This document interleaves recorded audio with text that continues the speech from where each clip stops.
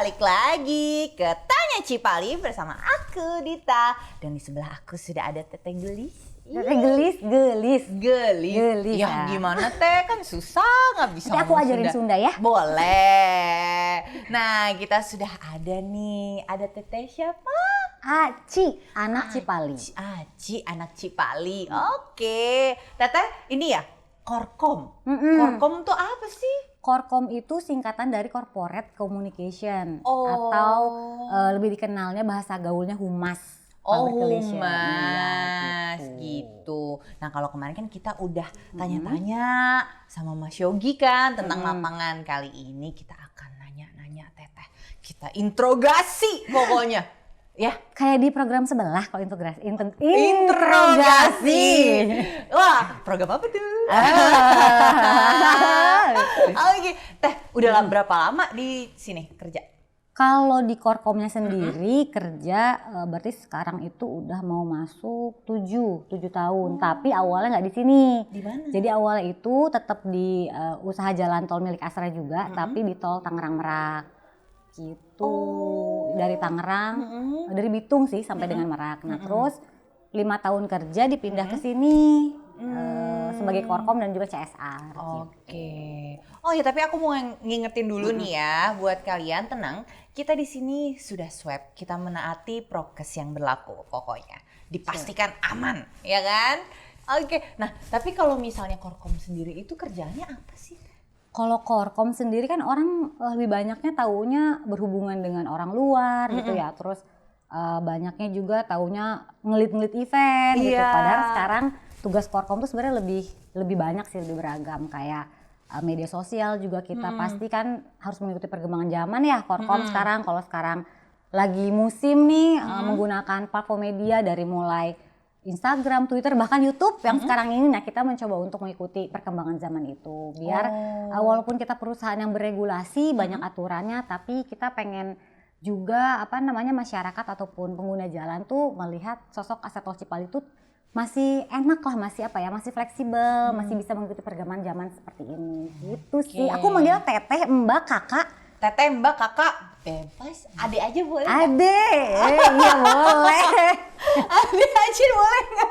Biar aku merasa Dede gemes ya. Dede gemes. Nah, tapi Teh, misalnya nih, aku kan jarang banget ngeliat ada cewek gitu buat kayak, Teteh termasuk kerja lapangan juga nggak sih? Yes, karena datang ke lapangan gitu juga? Iya dong.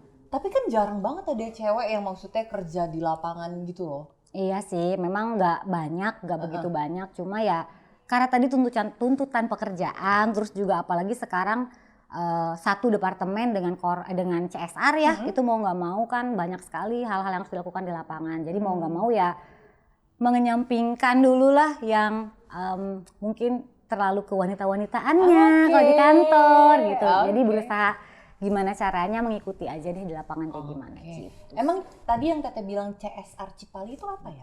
CSR itu Corporate Social Responsibility. Jadi tanggung jawab perusahaan terhadap masyarakat sekitar. Karena Cipali itu kan melewati 5 wilayah. Dede Dita tahu 5 wilayah? Tahu. Apa aja nih 5 wilayahnya? Kan ada dari Purwakarta, terus Subang, terus Indramayu, Majalengka dan juga Cirebon.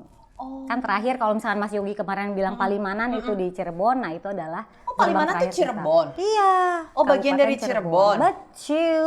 Aku baru tahu. Nanti Kenapa kita nggak bilang jalan-jalan Cirebon deh. aja sih? Karena tidak semuanya wilayah Cirebon itu masuk. Iya betul gitu. Nanti kita ajakin jalan-jalan deh, kita punya fasilitas juga di Subang itu Paranareksa Driving Range. Ada driving range golf kan? Iya, serius? Iya, serius. Itu gimana? Keluar tol mana tuh? Keluar tol gerbang tol Subang, terus ada di sebelah kiri. Jadi masuk kantor. Langsung keluar gerbang tol langsung driving range? Kelihatan langsung driving range-nya. Keren. Deket juga ya, berarti enak ya. Terus masuk tolnya juga tinggal masuk tol juga?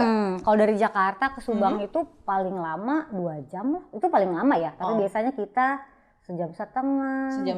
Iya kan. Kalau mungkin weekend lah ya yang lama ya kan. Betul. Oke. Nah tapi kalau misalnya nih, kan jarang ada cewek ya. Di tim Teteh, di Korkom ada berapa orang sih? Ada cewek juga? Banyak banget timnya. Serius? Iya. Cuma aku dan Bu Rere aja. Ceweknya tapi? Iya, itu cuma 2 doang, nggak ada cowoknya. Itu cuma Oh banyak bener-bener banget. berdua. Oh maksudnya banyak banget tuh sedikit. Ya iya gitu. Aku udah ngira banyak banget. Aku serius banyak. Cuman 2. Oke, Jadi tadi fine. aku ketawa sendiri, Iya. jadi mengetahui diriku sendiri gitu ya, karena Mbak Dita juga nggak ngerti gitu ya. Ya oke. Sabar ya Teh. Iya, sabar aja. Kan aku Dede. Oh iya, jadi harus sabar kalau sama Dede harus sabar ya. Ya oke oke Makanya. oke.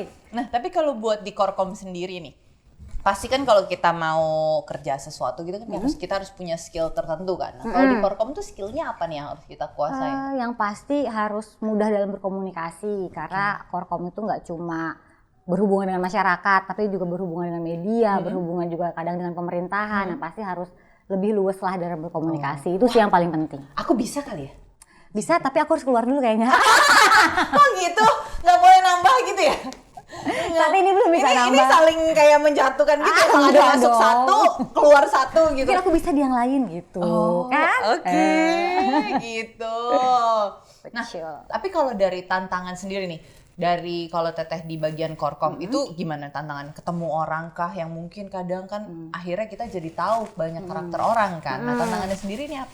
Nah itu dia sih sebenarnya tantangan di Korkom sendiri itu menjadi nilai plus juga sebenarnya kalau kita bisa melihat, karena dengan banyaknya kita berkomunikasi, ketemu sama orang, kita jadi bisa tahu oh kalau daerah ini tuh mereka sifatnya seperti ini, cara berkomunikasinya harus seperti ini gitu. Iya. Terus kalau misalkan ketemu lagi dengan masyarakat yang ada di mana, oh ternyata kalau masyarakat di sini tuh pendekatannya harus seperti ini. Jadi itu lebih banyaknya belajar tapi langsung di lapangan sih. Jadi harus melihat dulu. Jadi kadang kalau ke lapangan atau bertemu dengan orang itu biasanya kalau aku tes ombak dulu sih, jadi kayak Tes diem ombak, dulu, cek iya ombak, cek cek ombak dulu. ombak. Jadi aku harus diem dulu, aku ngeliat dulu mereka seperti apa cara berkomunikasinya gitu. Jadi lebih di awal agak sedikit lebih pasif, tapi untuk tujuannya untuk mempelajari mereka seperti apa. Gitu. Tapi pernah nggak Teh?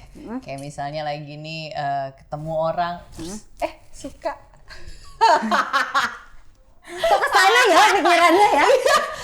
kan ketemu banyak orang ya wajar dong kalau misalnya kayak ada. Soalnya selama ini ketemu banyak orang itu bapak-bapak. Oh, bapak-bapak. Iya, belum ada yang mas-mas ganteng Nggak juga, ada. belum. Aduh. Coba tolong diajakin Mbak Dita. Boleh kalau gitu.